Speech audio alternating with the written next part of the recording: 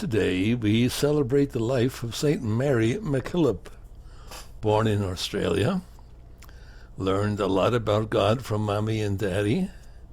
Their ancestors held fast to the Catholic faith in Scotland, and when she came into the world, more than 50 years had elapsed since the first Europeans settled in Australia.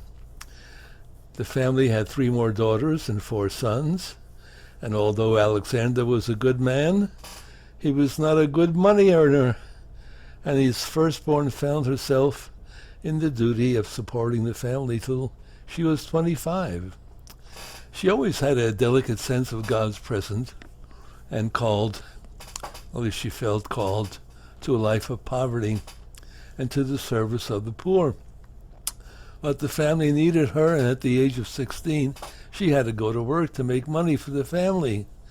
2 years later, she was sent as a governess to a little town in South Australia, and there she found a priest, Father Julian. He was concerned that in the vast area under his care, the children had no education, religious or secular. So in time, Father Wood's problem and the young women's vocation found a single solution in the great religious and educational enterprise known as the Sisters of St. Joseph of the Sacred Heart. Our work was instituted by God, Mary said, to destroy the secular spirit of education among our schools. The foundation is traced to the period when she returned to Penola in 1866 after some years of teaching elsewhere, and became Sister Mary of the Cross. After small beginnings in school building, the sisters moved to the capital city, Adelaide, where things began to grow exponentially, and before long their works had spread to other parts of Australia and New Zealand. In 1873, she was sent to Rome to obtain approval from the Holy See for the Institute. Met with Pius IX several times. He gave her a lot of encouragement. She returned to Australia with a modified rule, being assured by the congregation that after a couple of years they would get final approval.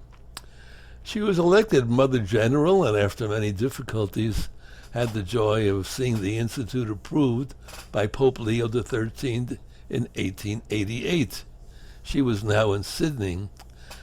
Her personal cross took many forms: ill health, long journeys, in primitive conveyances on land and sea, and oppressive weather, the writing of thousands of letters, struggles to obtain the necessities of life, the hardships of real poverty. But her most distressing crosses came from people, some of them in high places. What she suffered is sometimes astonishing to read, as when she was falsely excommunicated. But even more astonishing is the story of her charity and forbearance to those who were unjust to her. She judged nobody, blamed nobody, was never heard to utter a word of criticism or bitterness. She always tried to excuse those who wronged her. Her public achievement is a historical fact, but for those who knew her personally, the most striking thing about her was her kindness and everything she said or did. She showed respect for other people. How about that?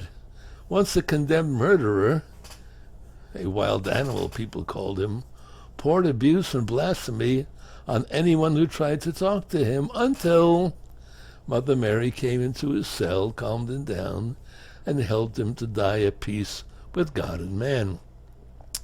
Love was the soul of her virtues. Her faith enabled her to look beyond what she could see and hear and smell, and to respect God and all children.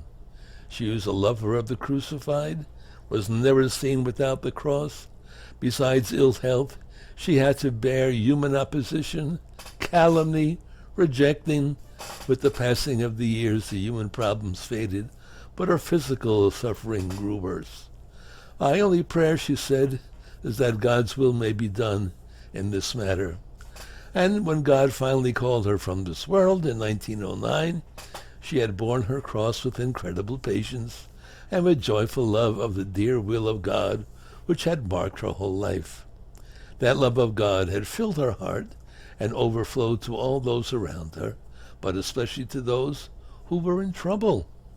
She kept the great commandment, love God and love your neighbor. Our place of rest can be found in the Sisters of St. Joseph of the Sacred Heart in North Sydney.